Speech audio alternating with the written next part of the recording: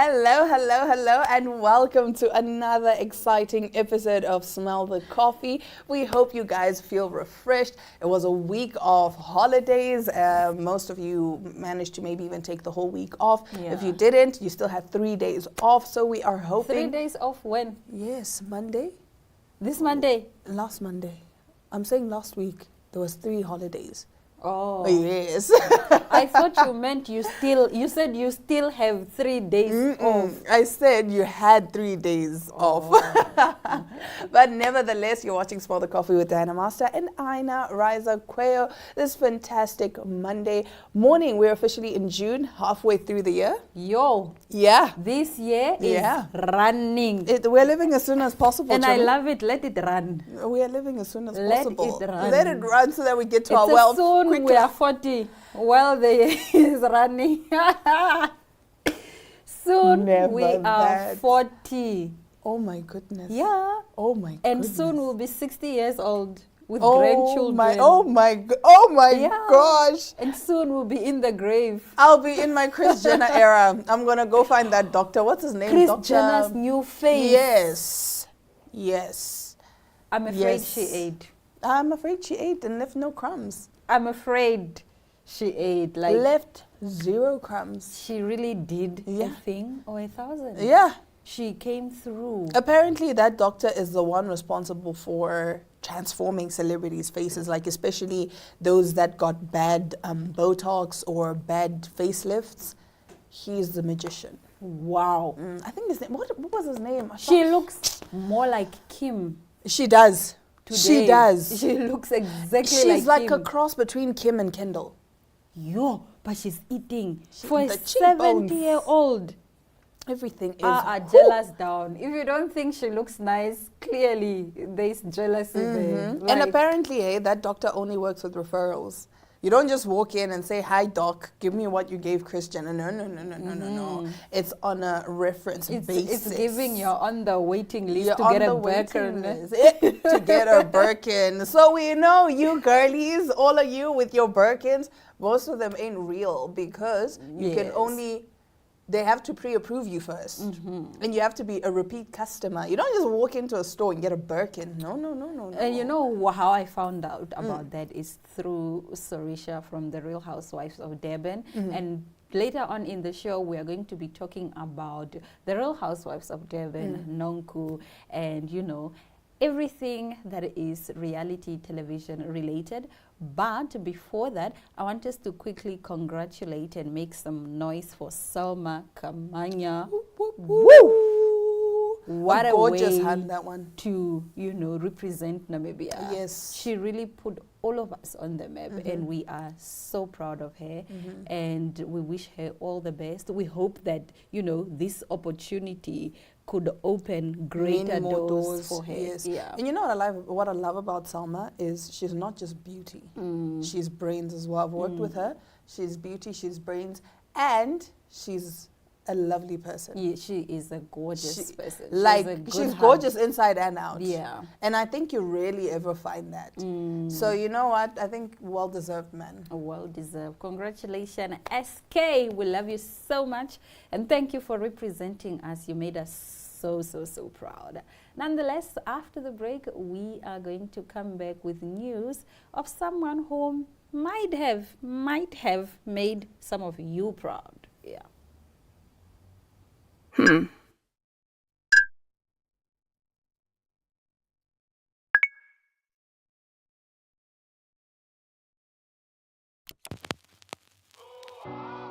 eTicket, your online ticket solution for events and event marketing, bringing you ease of mind and making sure that your event gets out there.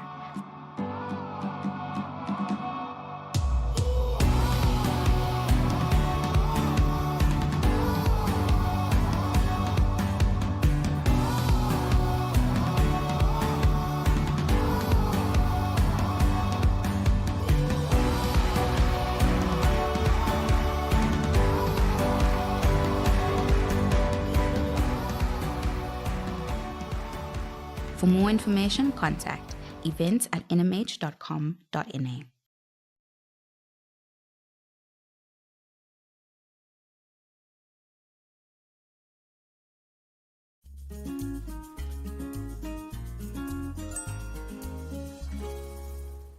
Now today in some celebrity news, the divorce drama is only getting messier between Cardi B and Offset. Now Cardi B shared a scathing message for her estranged husband Offset after the Migos rapper requested spousal support from her amid their ongoing divorce proceedings. "I want you to die, but I want you to die effing slow," Cardi said of the Migos member in an audio clip shared to X on May 30th. "I want you to die slow in the bed, and while you die, you gotta think of me." This is what Cardi said. Now, the 32-year-old who filed for divorce from Offset in July of 2024 went on to allege that she amended her own petition to remove her request for child support from the MC for their 3 kids, Culture, who's 6, Wave, who's 3, and Blossom, who's 8 months, in order to speed up the legal process of their split. "I didn't ask for no child support because I want to be done with this marriage," Cardi said. "I feel like I'm tied up." But she said that doesn't mean she's trying to prevent Offset, a real name Kiari, from seeing his children. As she put it, "Kiari is allowed to see my kids. There's not one day that he's not allowed to see my kids. He stood up my kids 3 times, Cardi went on to allege. "He has seen Blossom only like 5 times, and I've been trying to save your face, but for you, stop playing, saying that I don't be seeing my effing kids." According to the I Like It rapper, Offset last spent time with their children in March when their blended family celebrated the birthday of his 9-year-old son Cody, who he shares with ex Oriel Jamie. Additionally, Offset is dad to Jordan 14 and Kalia 9 from previous relationships. "My house is always open for you to see my kids, and you still haven't seen them," she said. "You asking for spousal support because I'm trying to take the kids from you? The kids is always open to see you. It's not my fault you don't want to fly to New York." Earlier this month, Offset updated his response to Cardi's divorce petition to include a request for an unspecified amount of alimony, according to court documents obtained by TMZ. Prior to the ask, the former couple, who were married for 6 years before calling it quits on July 31st, one day before announcing they were expecting baby number 3 together, had already been through several ups and downs with their divorce proceedings. You know, I listened to that space. Ayo. Yeah, she was mad. One thing about Cardi, she's gonna be mad and she's gonna go live. She's gonna go live. Gonna tell you as it is. But also, why does she need to go live? Don't you have Offset's number? Call him and cuss him out. Why are you going live? One thing about celebrities, they'll make their business our business. And then when we start asking questions, it's privacy, like, please. Yo, no, guys, please give me privacy. But what this do you is a mean? very emotional time. Yes. Please allow me space to deal with this. What do you mean? So I honestly think it is. No, but I understand why he's asking for spousal support. He's Why? worth like 30 million. Cardi's worth like 160 million. But he doesn't stay with the kids. He's not asking for child support. He's asking for alimony, Yes, spousal support. there's a difference. No, man. There's and Cardi a even difference. came on and said that she spends about 50,000 on her kids. What are the kids eating? So basically, Like, they have a really? chef. 50,000. They have a chef because Cardi says there's nobody in my house who has time to cook, right? What is everyone else doing? I don't know. They have a nanny, right? And I think Culture has her own nanny, right? And then they have a driver, and then there's private school tuition. Apparently that's like 45K, I think, for Culture. And then there is these extracurricular activities like boxing for The boy for child. Wave, and then And there's Blossom, gymnastics. but Blossom is a baby. Blossom is a baby, I guess, for formula and diapers and nannies. Yeah. Yeah, so she says she spends about 50K a month on her kids. And Offset does not provide a single dollar. He doesn't contribute. Nah, Offset, you are wrong. And you only saw Blossom 5 times. 5 times. The kid is 8 months. 5 times. That's not even Offset. once a month. The child is 8 months. Oh my gosh, guys. Yeah. But he also has money. I mean, 30 million is a lot of money. Well, maybe not in the US, because I'm assuming the lifestyle is expensive. But you know also that net worth thing, most of that money is not liquid money. It's in assets. So you can't actually like really use it. They just say, okay, your shoes, your clothes, your houses, you're worth 30 million, but doesn't mean You have 30 million. 30, okay, Yes. okay, Yeah. I get it.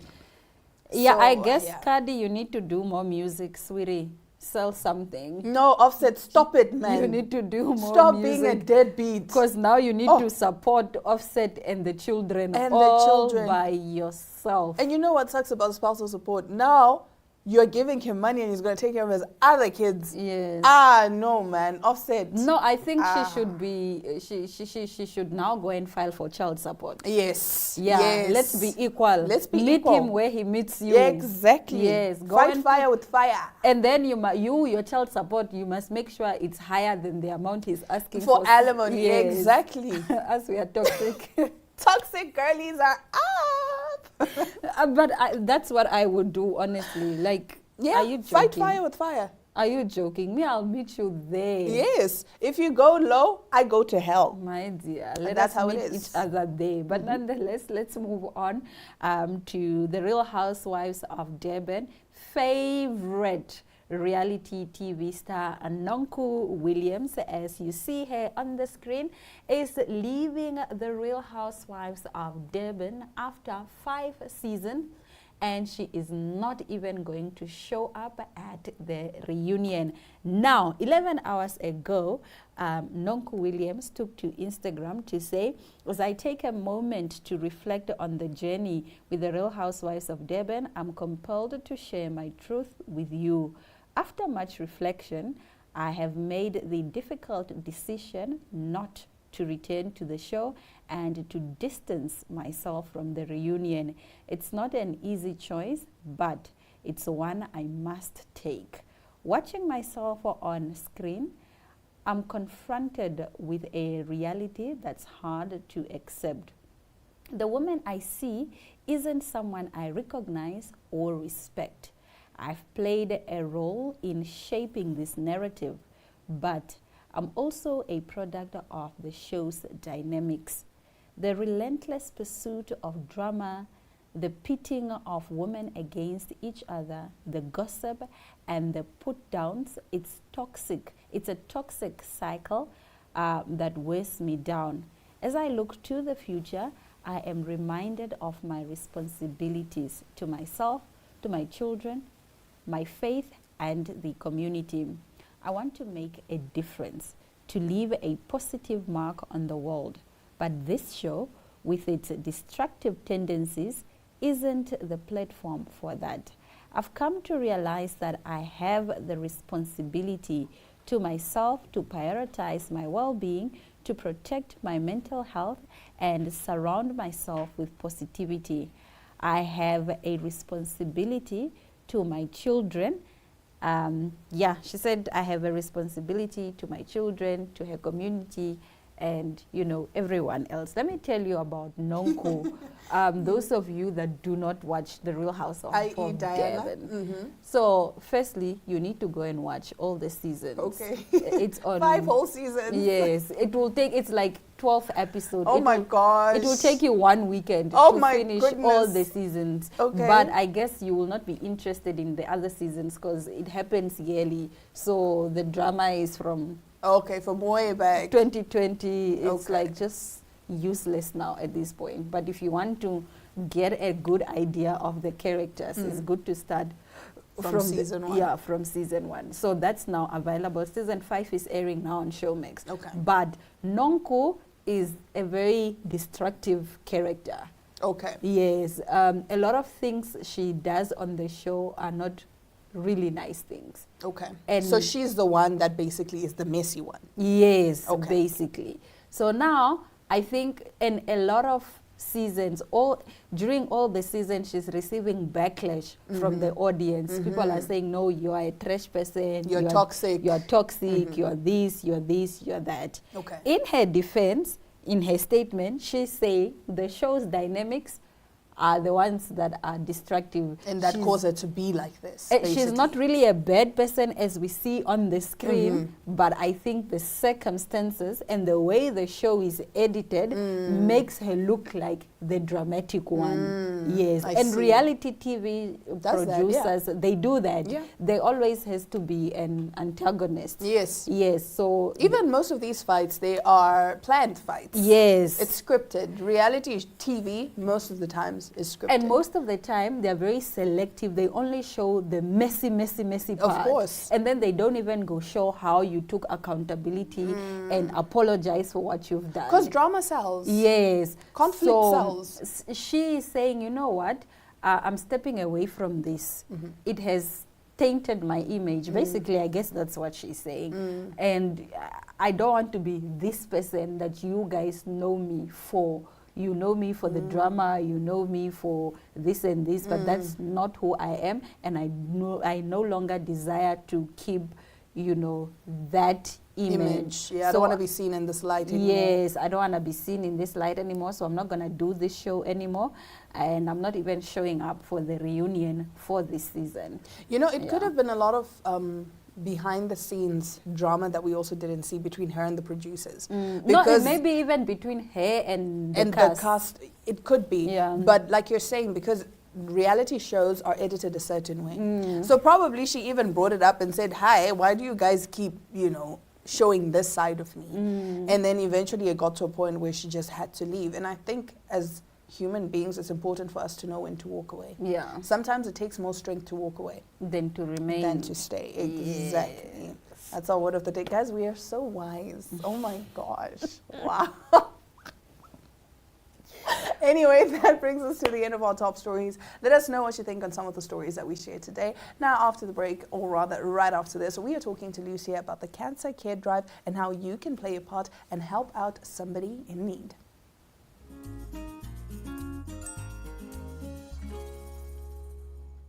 With me in studio today is somebody who is truly inspirational and the brains behind the Dignified Cancer Care Drive. I am joined by Lucia Bopoto, and we are so excited to have her in studio. How are you doing today? I'm good, thanks, Diana. How are you? I'm good. Thank you for joining us. Thank you for having me. All right, so start us off by telling us about the Dignified Cancer Care Drive. Well, it's a drive, it's an initiative that started like less than a month ago, where we collect hygiene items for cervical cancer patients, as well as the patients that are in palliative care who are under state care. So a lot of cervical cancer patients have to travel long distances to come and get care at the Central Hospital, because that's the only state center that there is for cancer. So a lot of patients have to travel long distances. And when you have cervical cancer, there's also the issue of bleeding. So it gets uncomfortable to drive such long distances. So I just thought this could be something that can help make their journeys a bit more comfortable. Oh, that's beautiful. So what was the inspiration behind this? Last year, I went for an early Christmas event at Central Hospital where I was a keynote speaker. And in conversation with the social workers, they were telling me that, you know, for a lot of women who have cervical cancer, because I took like sanitary wear there, and they told me that the sanitary wear, which is the regular sanitary wear that we use, is quite small, because for a lot of cancer patients who use it, by the time they get in, you can imagine this is the distance from the door of Central Hospital right until the gate. They already need a bathroom break. Oh, no. So now you can imagine if they have to go to Rehoboth, if they have to go to Chumeb and all sorts of places. I see. Yeah. I'm getting goosebumps as I'm saying all of this because like this is just truly inspirational. So can you share a moment or story that made you realize the need for this initiative? After my conversation with the social workers, because when I go, I also have I'm a cancer patient, cancer survivor now. I also have my checkups at Central Hospital. I met a lady who was from Rehoboth, and you know, just in conversation, when we were talking, she was telling me how arduous her journey is, how she has to go, and this is just Rehoboth, 100 k's away, how she has to come to Windhoek for treatment, how she has to go back when she doesn't have enough supplies. So that's when I realized that, okay, maybe there is a more urgent need for this. Yeah. I see. So how has your personal journey or background influenced your involvement in this cause? Because you're very outspoken when it comes to cancer, and you are not shy. Yeah. You have the conversations that people don't want to have. So talk to us about that. I was thinking about this in the bathroom the other day, and I was like, I may not be a trust fund baby, but I'm a legacy baby. You're a legacy baby, love it. So my dad had cancer, and I think how he handled his journey also just inspired me, because my dad really believes in, you know, nothing should be secretive, because once you keep something secret, you can't help other people out there. So he was quite outspoken about his journey, which also, when I ended up in the same situation, I was able to do the same. I see. So how do you ensure that donations reach the patients who need them the most? What's the criteria? How do you divide the products? Okay, so I am working in connection with I'm working together with the social workers who are at Findic Central Hospital. They deal with the cancer patients specifically. So the lady who I work with deals with the adults. She knows like exactly who is coming in, how many women are coming in, who is in need of this. And for the palliative care as well, whenever there's like a shortage in the wards, they contact the social workers. So the social worker is like the last resort, like the emergency fund. So they're able to then dish out as when necessary. I see. So how can people contribute to the Dignified Cancer Care Drive? Well, they can get in touch with me. There is a list of items that is there. On social media, Facebook, it's ORB Foundation, Instagram ORB Foundation, as well as TikTok ORB Foundation. There we have a list of everything that's needed. And people can just buy and then let me know when they have it with them, and then I can either collect or they can drop off. But they can get in touch with me. Beautiful. That is absolutely beautiful. So have you faced any challenges in getting donations, and how do you overcome them? So far, I haven't faced any challenges. I think mostly because it's something that's recently started. It's been logistics so far, just making sure that I get all the packages together. Like I was supposed to do my first drop off on Friday, but now I'm doing it this afternoon.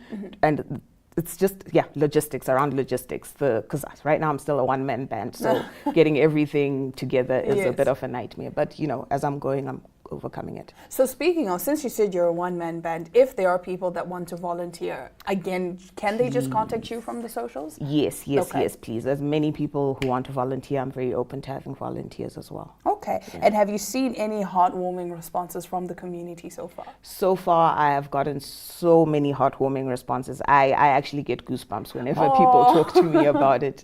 From people who work in oncology, they're just emphasizing the need, that there is such a big need for this drive. From I haven't spoken to patients directly yet, but mostly from people who work in oncology, from people who are willing to donate, people who've also been affected by cervical cancer. I see. All right. And are there any expansion plans or new elements you'd like to introduce? There are expansion plans.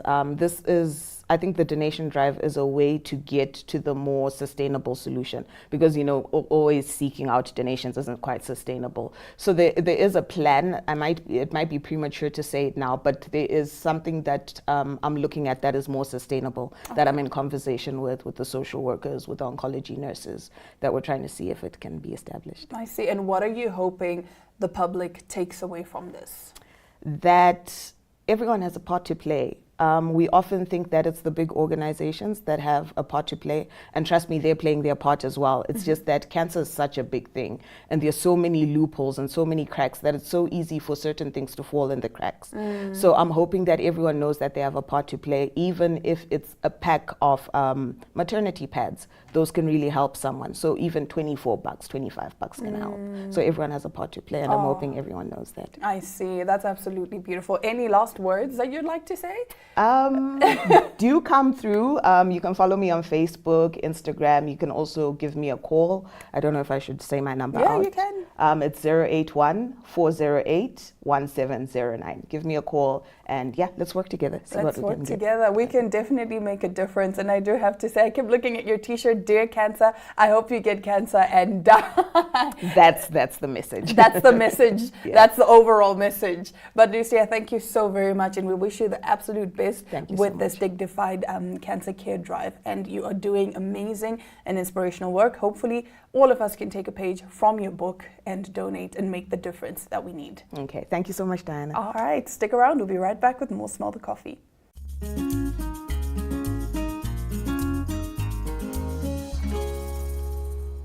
And that's a wrap for today's episode. Don't forget to go out there and be great. Until tomorrow, we'll see you real soon. Bye.